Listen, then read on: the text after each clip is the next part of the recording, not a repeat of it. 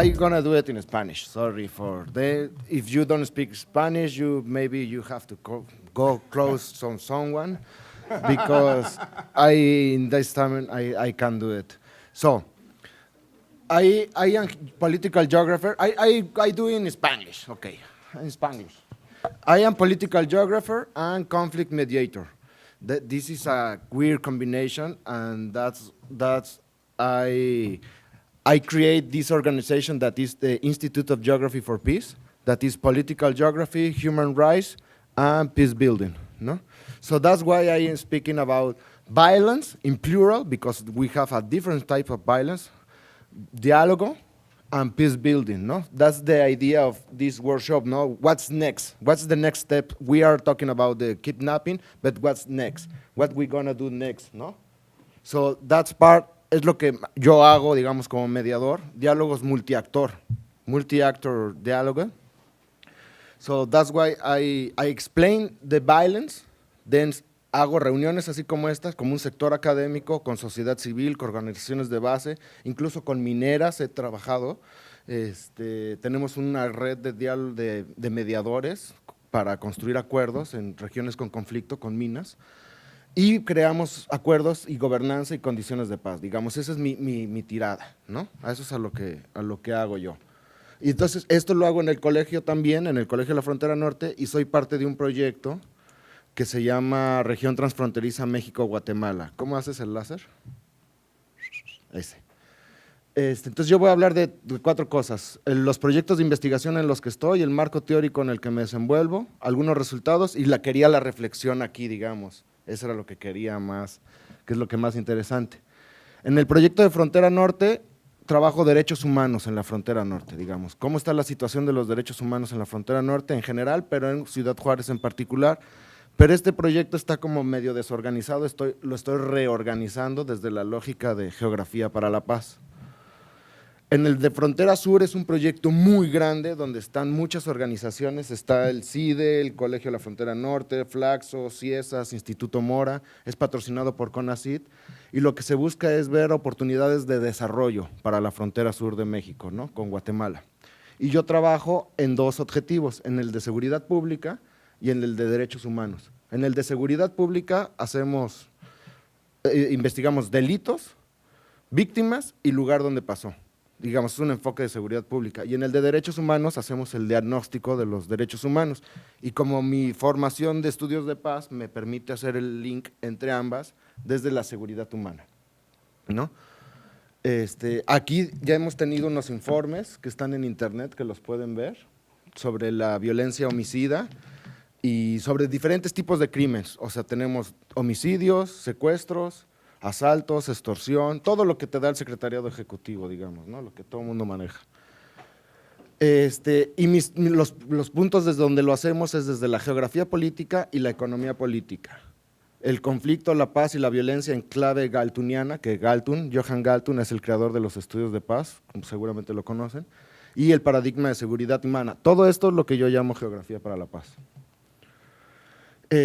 Y para estudiar la seguridad fronteriza me baso mucho en lo que dice César Fuentes, que es mi colega del COLEF, que él es el que ha tenido mucha experiencia en este análisis, y él habla de flujos y rutas de redes criminales. Y a partir de los flujos y de las rutas empezamos a analizar los delitos que existen en esas rutas. Esa es la metodología donde hacemos con la parte geopolítica, digamos, ¿no? Que van con el contrabando, el secuestro, el homicidio, el tráfico de drogas, armas y de personas. Entonces voy a hablar rápidamente de qué es esto de las violencias. Bueno, me gusta mucho Malcolm X, pero no voy a hablar ahorita de él. Para Galtung hay 2 tipos de violencia, digamos. Las directas, las que afectan directamente a las personas, la que es el robo, el hacerle daño física, emocional o personalmente a su patrimonio o a él, ¿no? Ese es el secuestro, el homicidio, esas son las más fáciles de medir. Pero hay otros tipos de violencia, que él le llama las violencias indirectas, que son muy difíciles de medir, pero se habla de la violencia estructural y la violencia cultural o simbólica, que son además las más dañinas, porque son las que fomentan la otra violencia. Voy a poner unos ejemplos rápidos. Por ejemplo, tipos de violencia directa. Los homicidios en México, ustedes saben, en el 2016 fuimos el país más peligroso del mundo, le ganamos a Afganistán. Después de de Siria, le ganamos a Afganistán e Irak, con el número de muertos. Estos son números absolutos de homicidio en México. Aquí ya lo ponemos en tasas para poder comparar, pero esta es la curva que tenemos en nuestro país. 2006, con el inicio de la guerra del narco, podemos ver cómo se dispara. Aquí están relativos, este es en México y este es en Guatemala, porque acuérdense, ahorita voy a presentar datos de frontera México-Guatemala para ejemplificar esto. Entonces lo tuvimos que poner en tasas, digamos, para comparar. Extorsión, secuestro y violación, decía, no estaban los datos nacionales, estos son los datos nacionales, esta es la tasa, cómo ha ido creciendo desde el 2000 hasta el 2017, que son nuestros datos. Esta es violación, por si no, con razón estaba borroso. Es violación, extorsión, el azul, y secuestro, kidnapping, pero no se ve tanto ahorita. Por ejemplo, en México tenemos otro ejemplo de violencia directa, tenemos más de 32,000 personas desaparecidas, según, y se han encontrado 1,143 fosas clandestinas, aunque ahorita ya se ha elevado con Quinto Elemento el reportaje periodístico que sacaron, más de 2,000 fosas clandestinas en México. Esta es la ruta de la trata de personas, digamos, estas son violencias directas. Lo que quiero es ejemplificar, digamos, que es la más fácil de estudiar. El número de asesinatos en México, van 124 comunicadores asesinados en México. La violencia en los hogares, esto es increíble, pero dice, en los pasados 12 meses, 24,333 mujeres han sido violadas en México mientras se encontraban en su centro de trabajo. O sea, no en la calle, sino en su centro de trabajo. Es increíble esto. Y 6 de cada 10 mujeres de 15 años o más han sufrido al menos un incidente de violencia emocional, emoción física, sexual o discriminación. O sea, esto te lleva a los feminicidios. Miren los números tan desalentadores que tenemos y la distribución del feminicidio en México, ¿no? Vemos Juárez. ¿Cuántos municipios son ahí? Aquí son, híjole. 147. Oye, ¿tienes algún mapa perdón que te interrumpa, que lo compares donde están los municipios con más violencia del crimen organizado, los 84? No, pero podemos hacerlo. Las violencias indirectas, otra vez, son ejemplos, son rápidamente el ejemplo. La violencia estructural, que esto me interesa mucho para ti, Carlos, porque es esto como el Tratado de Cartagena del 84, que dice, el contexto es de alta violencia para el asilo, ¿no? Digamos, el quinto factor. Entonces, esto puede ser violencia estructural, o sea, cómo, por ejemplo, en México, que más del 50% de la población vive en condiciones de pobreza. Eso para Galton, o para los que estudiamos paz, eso es violencia estructural o violencia institucional. La corrupción y la tortura y todo esto que nos hemos estado relacionando lo podemos catalogar como violencia estructural, digamos. Y las carencias, ¿no? Porque no solo es la falta de ingreso monetario, sino son faltas de carencia. La pobreza, la multidimensionalidad de la pobreza, ¿no? Que no me voy a detener mucho, que ya saben ustedes de qué estamos hablando. Estos son los municipios más pobres en México, casi todo el país. Eso es violencia estructural, ¿ven? O sea, son condiciones de extrema condición. Y luego pobreza extrema, este es el de pobreza extrema. O sea, el otro es $2 al día más de una carencia, y este es $1 al día más todas las carencias sociales que puede haber, escuela, educación, salud, acceso a la vivienda. Entonces, esto es muy interesante porque, miren, de los más ricos de México, la desigualdad es parte de la violencia estructural e institucional. Miren este número, ¿cuándo se dispara la riqueza de los 4 más ricos de México? Slim, Larrea, Vallares y Salinas Pliego. 2006, ¿se acuerdan?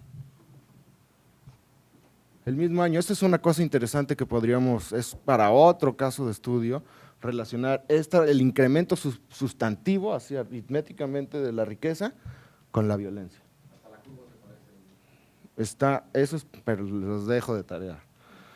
Digamos, ahora la violencia indirecta, la cultural, digamos, esta es la violencia que es tolerada y asumida tanto por la sociedad como por el Estado. O sea, Televisa, todos son blancos en Televisa, ¿no? Televisa es la cadena de televisión y todos son blancos. Y el único moreno es el que sale limpiando la casa o el que es en el taller mecánico, o sea, te reproduce estereotipos, ¿no? Esta discriminación, el racismo, la segregación o esto. Los cambiadores de pañales están en los baños de mujeres.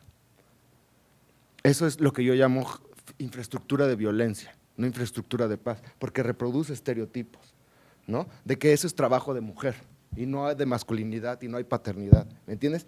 Entonces, estas cosas son lo que permite culturalmente luego la otro tipos de violencia, ¿no? Lo que vimos de las mujeres en sus casas, en sus centros de trabajo o los niveles de feminicidio.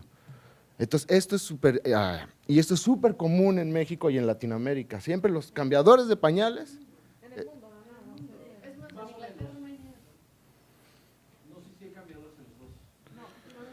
Bueno, yo me demandé a Liverpool, digamos, por eso. Pero bueno, esa es otra historia.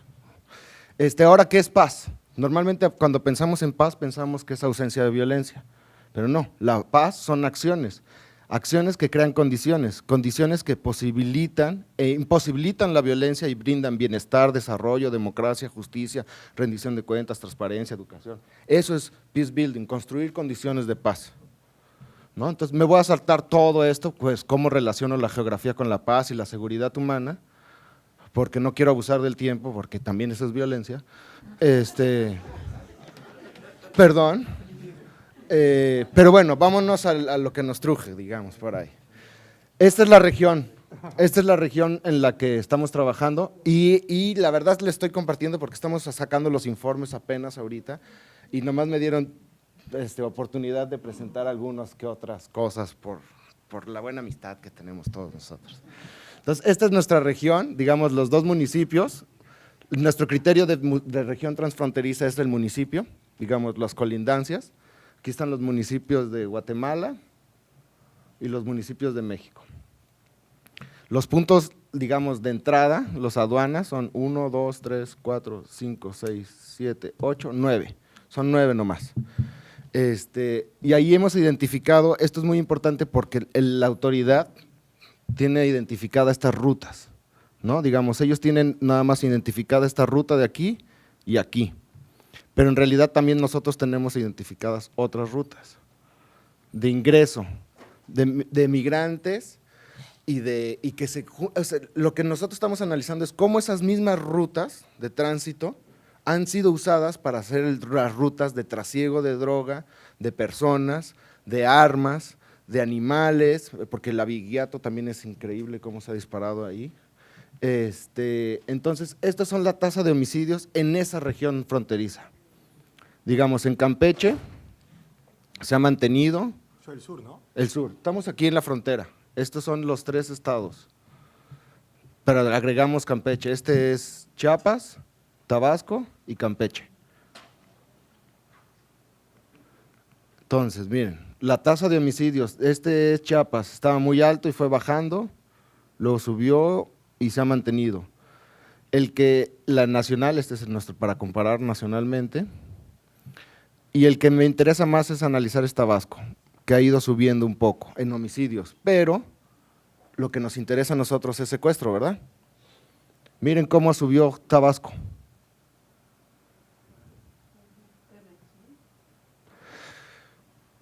¿Cuándo sube? 2009, 2010, empieza la guerra, nuestra hipótesis de trabajo es que empieza la guerra y se concentra mucho en la zona de la costa. ¿Entre quién era ahí? La guerra del narco, Sí, yo del sé, pero- gobierno Calderón, del Estado contra la guerra del narco. Ujú. Aquí empieza a cambiar la situación, ¿no? Las variables, pero Tabasco se dispara. Entonces empezamos a mapear. Estas es las partes de secuestro en Guatemala del 2001 al 2012, digamos, estamos haciendo tasas. Aquí está Nosique, este es el lugar donde más he estado trabajando. Miren cómo aumenta después en el 2011, 2017. Y aquí la limitante es que nos quedamos solo en la frontera. Lo interesante es cuando ya empezamos a mapear la ruta, el mapa que presentó ayer la compañera Katie, digamos, se complementa con el que tú estás presentando, porque tú presentabas esta parte. Y aquí nosotros, mira, si juntáramos esas dos rutas, vemos la ruta del terror, del secuestro, digamos. Sí, en general y gran parte migrantes. Pero como saben ustedes, en México tenemos esta tasa increíble de impunidad. Oaxaca 99.4, o sea, total. Este es para el caso del homicidio, no traje el de secuestro, perdón, discúlpenme. Ujú. No, y acuérdense, o sea, esto es de lo que se denuncia, porque también sabemos el dato que el 96% no se denuncia de los delitos. No es que incluye cifra negra. Este cálculo Sí. incluye cifra negra. Los que no reportan y además no Este lo saqué de Impunidad Cero, que es el informe que sacaron ahora. Entonces, esto es lo que les quería enseñar, digamos, con los mapas, presentar un poquito los avances, pero muy brevemente ya van a estar. Este informe sí ya está en línea, lo pueden descargar, que es sobre homicidios. El reporte final ya va a traer todos los delitos. Va a traer homicidios, secuestros, robo, violación, extorsión, todo. Pero está graficado y mapeado. Digamos, estamos haciendo la base empírica, porque lo que queremos hacer después es sentarnos con diferentes grupos de actores, académicos, y a ver, ¿qué está pasando? ¿Cómo resolvemos qué está proponiendo? Las víctimas, organizaciones de base, organizaciones de la sociedad civil, periodistas, autoridades. Entonces, empezar a hacer diálogos multiactor, así como estos, pero teniendo una base empírica común, digamos, que nos permita hacer esta reflexión. Es un poquito lo que quería compartir y ya. Gracias. Thank you very much. Do we have time for